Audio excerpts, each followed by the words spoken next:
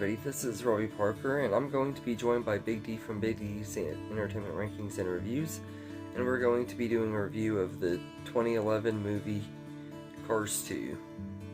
So in this movie, star race car Lightning McQueen and his pal Mater head overseas to compete in the Grand World Prix race, but the road to the championship becomes rocky as Mater gets caught up in an intriguing adventure of his own, international espionage.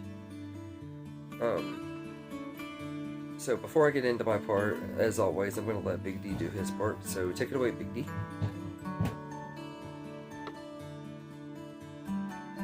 Hey everyone, this is the Big D here, and I'm going to be collabing with Robbie Parker as we talk about Disney and Pixar's 2011 sequel, Cars 2.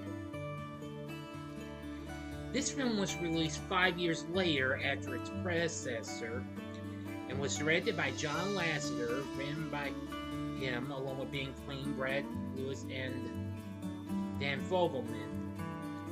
Owen Wilson and Larry the Cable Guy reprise their roles as Lightning McQueen and Tow Mater. A few other voice actors from the first film are back as well, including Tony Shalhoub, Guido Guarani, Bonnie Hunt, and John Ratzenberger, plus a few new additions, including Michael Caine, Emily Mortimer, John Turturro, and Eddie Izzard. Now, in the film, Mater himself unintentionally gets caught up in a risky espionage mission that threatens both his and Lightning McQueen's lives during the World Grand Prix, an international racing event showcasing a new alternative fuel called All-in-All. Now, while this went on to become the highest grossing film in the franchise, I am going to say it did get mixed reviews unlike its predecessor, and it has one of the lowest scores for a Disney Pixar film to this day. Now, the reason was that critics generally criticized the focus on Mater and felt the film lacked warmth and charm, while also feeling the film was made as an exercise in targeted marketing and was too violent to be given a G rating. Now, I am completely aware of this. While some of the film's fine and lively, but this isn't really the best Disney Pixar film. This is probably one of the few films that would probably be at the bottom of the chain in my ranking. Should I ever do something like this? Because I definitely need to do this. Now, what really could have made this just a wee bit better if we had more focus on both of Mater and Lightning, but they didn't do it, and I just feel quite ashamed now, even though I appreciate what they were trying, but it just didn't work out for this film much. Well, I also appreciate the cast from the first film being back, except for one, but you probably already know who it is. But we have the addition of Sir Michael Caine as Finn McMissile, who was pretty good. Emily Mortimer as Holly Shipwell, and Eddie Izzard as Sir Miles Axelrod. They were pretty good. Despite that this was mixed and what have you in the reviews and what have you, another thing that eventually saved the film was its music, which was composed by Michael Giacchino. And also, it did have some pretty good artists on its soundtrack. There was numerous songs on this, including two of them by country singer Brad Paisley. One of those was actually a duet he did with British superstar Robbie Williams. And also, the rock band Weezer gave us a cover of the Cars classic tune, You Might Think. So in the end, I really will say Cars is probably the weakest of all the Disney Pixar films. But again, this will probably rank at the bottom of the chain in my ranking. But it's okay, but it's not that great though, but I appreciated it for what it had to offer. I'd only recommend this to hardcore fans of the series. So as always, thank you for making me a part of this, Robbie, and until our next collab, this is the Big D saying, see ya. So thank you, Big D. It was great to have you on here as always. I always enjoy having you on here for these collabs and stuff. So this movie, I have a lot of mixed negatives on. I'm more negative with this one. This is one of the two Pixar movies that I feel like aren't very good movies. Well, this one I feel like isn't a good movie, and the other one I feel like is a bad movie, like a really bad movie. But this one, I'll start off with the positives. I think the animation is pretty good, especially in the third act. Like there's some parts where it looks like you're watching a live action movie with the animated cars just flying through the air and stuff. It's just it's breathtaking. Like it does have some gorgeous animation. Like I can't deny that. The action is pretty good in here at times too.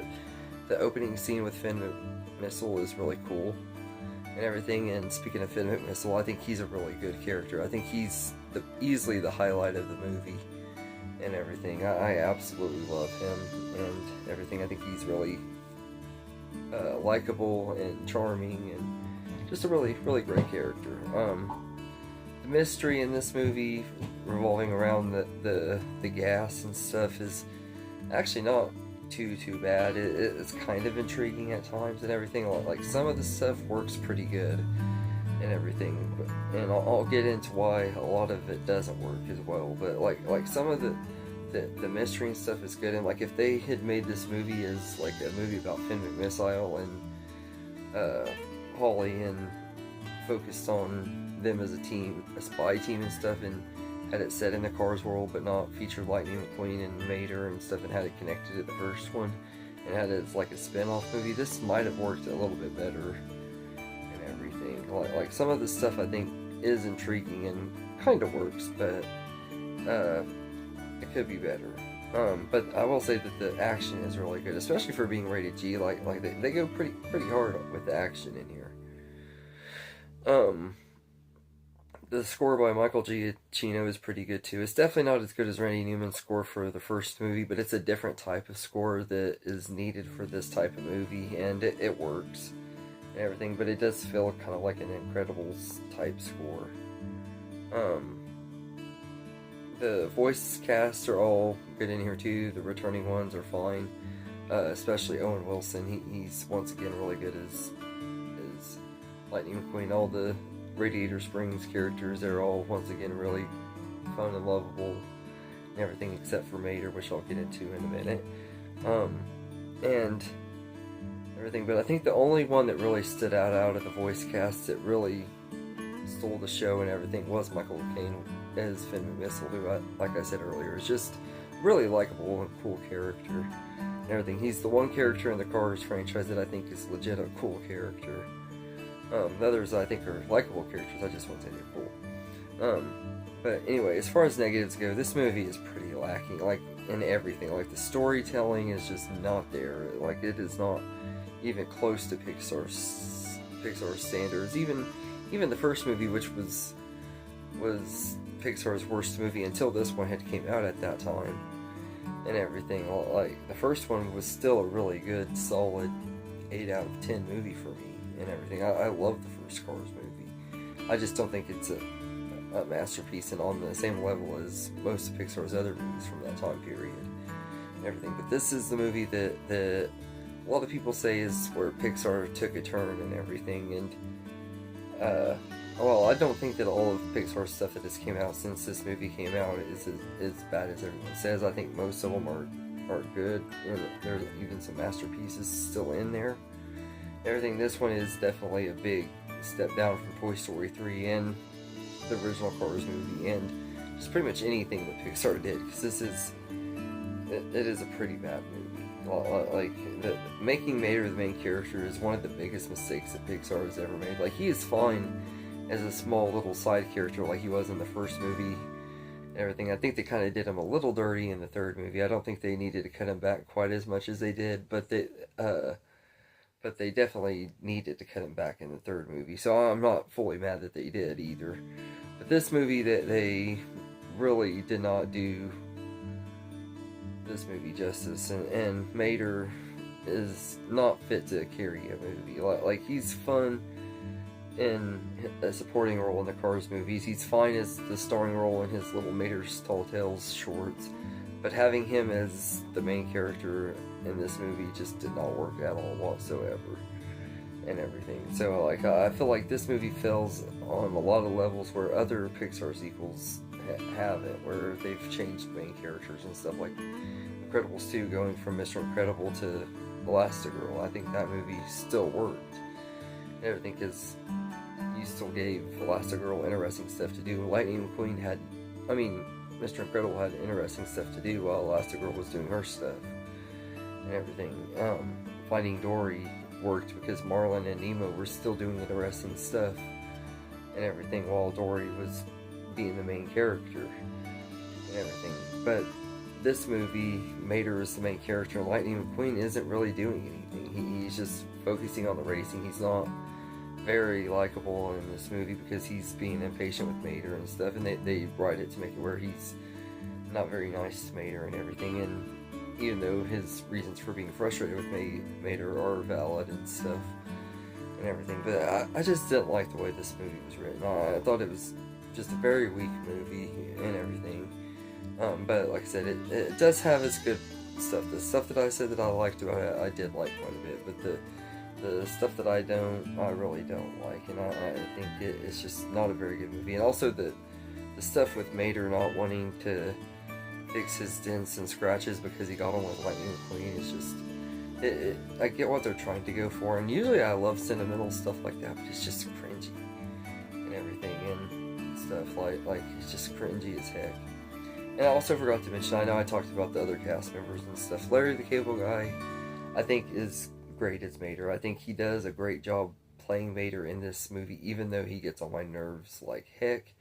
I do not deny that he fits the role perfectly and everything. I will give him credit where credit is due. He's great as the character, but too much Mater goes a long way, and I feel like too much Larry the Cable Guy goes a long way, and just a little bit of Larry the Cable Guy goes a long way with me sometimes and everything. I felt like there was just enough of him in the first Cars movie that he didn't bother me, but this one, they overdid it and stuff, and I was worried they were going to when they'd been making the Mater's Tall Tales and stuff, because he had become a fan favorite and everything, and I can kind of get why he is likable, but I don't think he's likable enough to carry a movie, and I don't think anybody else thought that either. But anyway, let me know in the comments what you think of Cars 2, and thank you again, Big D, for joining me. I had a good time collaborating, and can't wait to work with you again on the next one. And thank you guys, and have a good day, everybody. I just want to say thank you for watching this video and everything. I hope you enjoyed it, and if you did, please like and subscribe and share this video with your friends and get more people going, help the channel grow. I really appreciate it, and thank you all, and have a good day.